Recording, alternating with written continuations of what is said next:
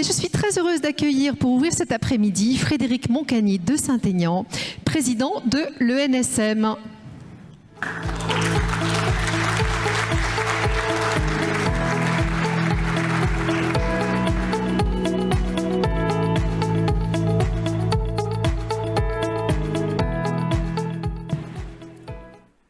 Bienvenue, cher monsieur. Et donc, l'ENSM, je vais commencer là-dessus. C'est quoi l'ENSM ? Bien, d'abord bonjour à toutes et à tous et un grand merci de cette invitation à venir justement parler de l'ENSM. Alors l'ENSM c'est quoi? Bon, je pourrais paraphraser certains en disant l'ENSM c'est moi, mais je suis pas sûr que ça suffise dans cette explication. L'ENSM c'est l'École nationale supérieure maritime. C'est celle qui forme les officiers de la marine marchande et aussi des ingénieurs, et particulièrement des ingénieurs en génie maritime. Alors c'est sans doute la plus ancienne école de France, 1571. À l'époque ça s'appelait l'école d'hydrographie, ça a été créé à Marseille. Et puis au cours des siècles, que je vais quand même balayer assez rapidement, il y a eu près de 10 sites de formation des officiers de la marine marchande. Là on est au début du XXe siècle, et puis ça s'est raréfié.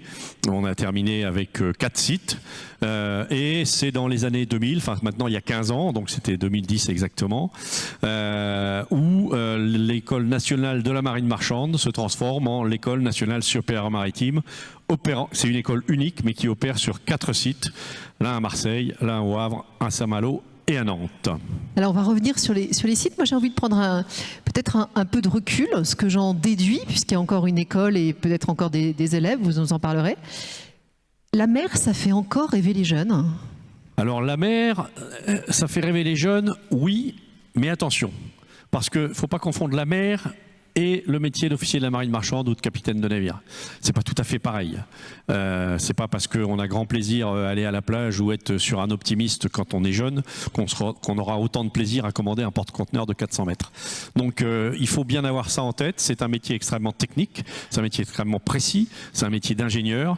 Donc pour vous répondre à votre question, oui, ça fait rêver les jeunes, mais il faut bien leur expliquer ce que c'est que les métiers de la marine marchande, et après plus tard d'être ingénieur en génie maritime. Je vais creuser un peu et peut-être appuyer sur là où ça fait mal.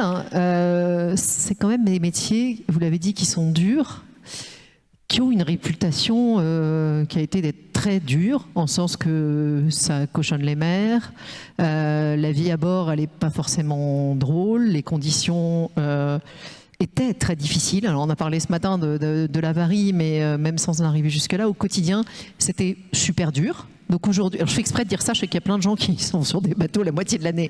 Mais concrètement, comment est-ce que cette image qui a peut-être 15 ans, j'en suis consciente, est-ce que ça a évolué? Et où est-ce qu'on en est aujourd'hui de l'image? Alors, est-ce que l'image a évolué? Oui, parce qu'on voit le taux de demande de rentrée à l'école, hein, les candidats. Donc, on a maintenant quand même un volant de candidats qui a largement augmenté. Donc, ça veut dire que l'image a évolué, mais vous avez raison. Hein, il y a dans les années 90, mais l'image était très mauvaise. Les métiers de la marine marchande et les navires, c'était des pollueurs, c'était ils déversaient des cargaisons, etc. Et donc, il a fallu renverser cette image. Et je crois que tous ensemble ici, on a quand même plutôt pas mal réussi avec des dispositifs. Hein, il a fallu communiquer, beaucoup communiquer, aussi revaloriser les études, montrer un peu ce que c'était que les études, créer ce diplôme d'ingénieur. Ce diplôme d'ingénieur n'a qu'une quinzaine d'années. Et donc permettre à celui qui rentre comme officier de la marine marchande, puis capitaine, d'un jour de pouvoir rentrer dans des groupes, même dans des groupes d'assurance, comme expert, et avec ce titre d'ingénieur. Donc voilà. Alors qu'est-ce qu'on a mis en place comme dispositif? Je voudrais quand même en citer 2. Dont un très récent. On a mis en place ce qu'on appelle les équipages promotionnels, c'est-à-dire qu'en fait un ancien, un élève actuel et quelqu'un du milieu vont dans les écoles pour montrer ce que c'est que le métier d'officier de la marine marchande, ce que c'est que le métier des navires marchands. Et on va pas que dans les écoles du littoral, mais on va dans les écoles plus à terre, Auxerre, etc. Et puis Et puis deuxième, et là peut-être vous l'avez vu, c'était vendredi dernier à la télévision sur la chaîne Novo 19, la chaîne d'Air France. C'est une mini-série documentaire dont les 2 premiers épisodes sont passés la semaine dernière, vendredi dernier. Il y en a 2 qui arrivent là début juillet. Et on suit pendant 4 fois 52 minutes en fait, 6 de nos élèves, 3 hommes, 3 femmes, car c'est aussi un métier qui est ouvert aux femmes et que l'on essaye de plus en plus de féminiser. 3 hommes, 3 femmes, et qui vont, on va suivre leur quotidien de l'entrée à l'école jusqu'à le premier stage embarqué et puis après la profession. Je reviens sur l'école elle-même, vous l'avez dit tout à l'heure, 4 sites. Concrètement, combien d'élèves, quelle formation? On n'est que sur du plus bac, c'est-à-dire post-bac directement. Il y a aussi de l'enseignement en formation continue pour les plus grands? Alors on fait de la formation initiale, de la formation continue et de la formation professionnelle. En tout, c'est 1400 élèves. Et puis 3000 stagiaires, c'est-à-dire ceux qui sont en formation continue ou professionnelle. Marseille, les 3 premières années du cycle ingénieur, c'est un cycle opérationnel, on apprend à naviguer, etc. Ensuite, ce cycle-là va avoir une interruption de 1 à 2 ans pour naviguer comme stagiaire, comme élève officier. Puis après, c'est Le Havre, 2 ans, et c'est ce qu'on appelle le cycle directionnel, où là, on apprend à commander, entre guillemets. Et on a 3 autres sites de formation. Un à Saint-Malo qui forme les chefs mécaniciens. Et là, c'est un cycle en 3 ans. Et les chefs mécaniciens, aujourd'hui, c'est une 60aine d'élèves. Et puis, on a encore au Havre l'officier chef de carpon. Alors, l'officier chef de carpon, il va pouvoir faire le quart sur un navire, mais il ne pourra pas le commander. Bon, là aussi, c'est 3 ans. Et puis, c'est en gros une 30aine d'élèves cette année. Et puis, on a le dernier cycle à Nantes, qui est le cycle d'ingénieur en génie maritime. Donc là, c'est des gens qui ne naviguent pas, mais qui sont formés aux technologies et qui sont baignés dans ce milieu de la marine marchande. Et là, c'est une 40aine d'élèves. Donc en gros, le NSM, si je résume, c'est 240 personnes, 240 personnels, c'est 30 millions d'euros et c'est 1400 élèves et 3000 stagiaires. Je reviens sur le post-bac, vous en parliez, il n'y a pas que ça, mais si on zoome sur le post-bac, puisque c'est encore dans la période, c'est essentiellement du Parcoursup. Concrètement, comment ça marche? Vous avez dit le nombre d'élèves, mais par rapport au nombre de candidats, je ne sais pas, c'est un peu trop tard pour candidater maintenant, mais pour les parents qui auraient des enfants intéressés, c'est du Parcoursup et on a une chance d'être pris? Alors, oui, c'est du Parcoursup, mais pas depuis très longtemps. En fait, jusqu'au Covid, nous étions sur un système de concours. Et puis le Covid, comme pour beaucoup de grandes écoles, nous a obligés à changer puisqu'on ne pouvait pas faire de concours, on ne pouvait pas organiser des concours, donc on est passé sur Parcoursup. Puis pour tout un tas de raisons, on a choisi d'y rester. Alors, et là j'ai un message à faire passer aux parents d'élèves ou aux futurs parents d'élèves, mais je vais le dire dans un instant. Et donc c'est Parcoursup. En gros, on est sur, pour un recrutement de 200, on doit être à 650-700 postulants. Il y a pire, c'est jouable. C'est tout à fait jouable. Et puis on a aussi Parcours Plus, qui est la continuation, c'est-à-dire que celui qui a déjà fait 1 an ou 2 ans de formation supérieure, d'études supérieures, il peut rentrer par cette voie Parcours Plus. Et puis on a aussi la voie des sportifs de haut niveau aussi, notamment ceux qui font de la voile, bien évidemment. Mais le message, c'est que ce n'est plus un concours, et quand c'est plus un concours, il faut soigner le dossier scolaire dès le départ de la seconde. On a beaucoup de déceptions et donc pas mal d'incompréhension, je dirais, avec... Bon, c'est un métier qui a eu quand même tendance à avoir une tradition familiale. Et donc, je comprends pas, mon fils, il veut naviguer, mais il peut pas rentrer à l'école parce qu'il n'a pas un bon dossier scolaire. Bah, c'est la contrainte de Parcours Plus. Donc, le conseil que je donne, c'est on travaille bien dès la seconde et à ce moment-là, ça permet de rentrer assez facilement.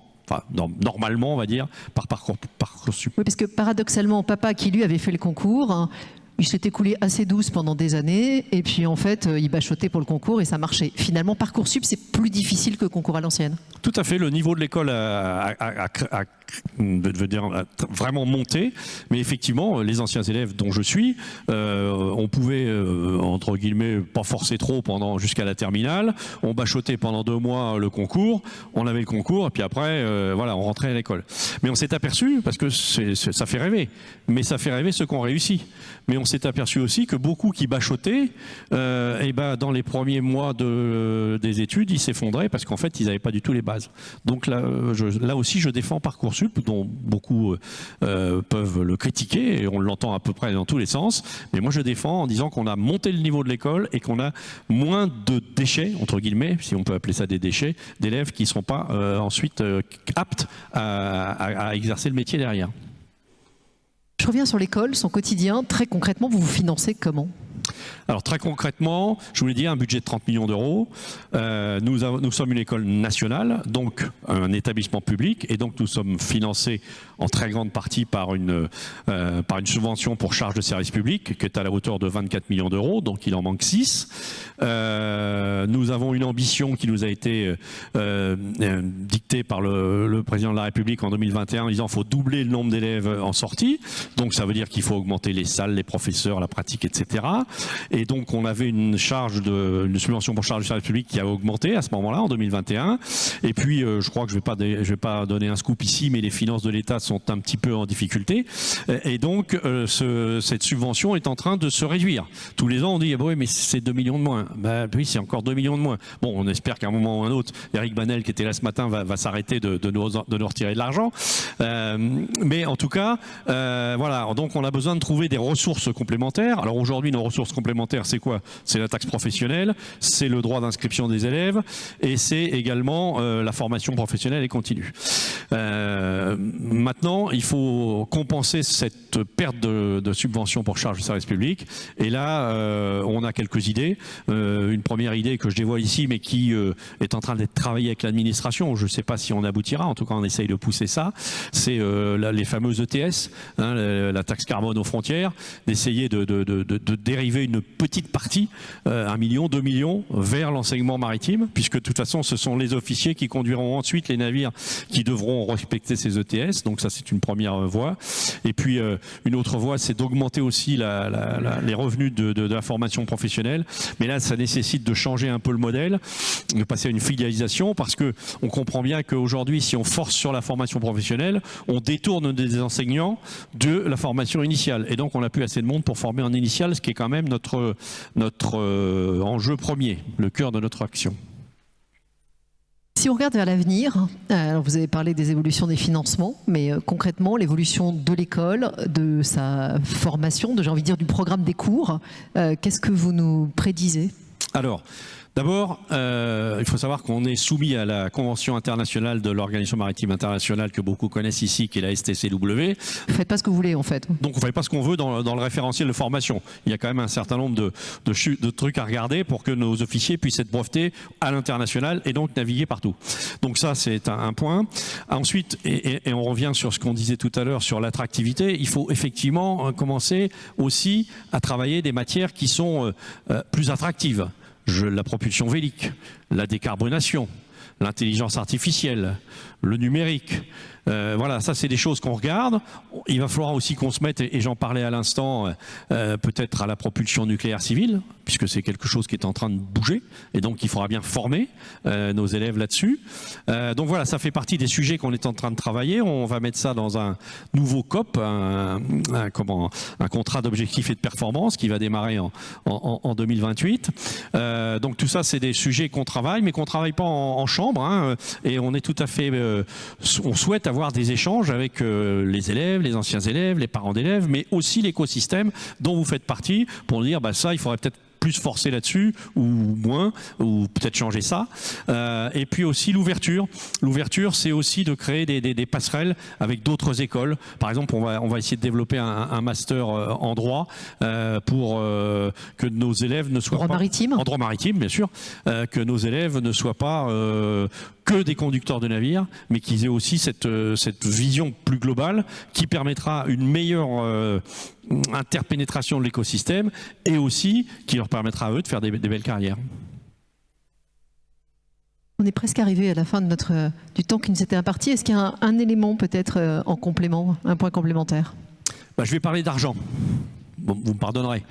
Mais voilà, donc je disais que le budget de l'école était difficile et on a créé il y a maintenant 3 ans, je crois, la fondation ENSM, qui est une fondation où chaque entreprise peut abonder, peut être fondateur, avec les défiscalisations qui vont bien, etc.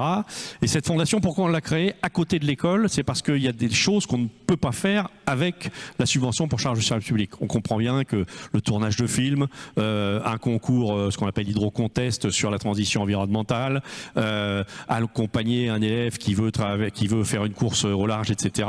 C'est pas le budget de l'école qui peut le faire. Et pourtant, c'est, comme on dit beaucoup, c'est du soft power. Ça permet de relancer l'attractivité, ça permet de faire briller l'école, ça permet de donner envie aux jeunes de venir. Et donc ça, il faut qu'on le finance avec un autre véhicule, c'est la Fondation ENSM. Vous allez fondationensm.fr et puis vous verrez pour y contribuer et on sera évidemment ravis de vous y accueillir.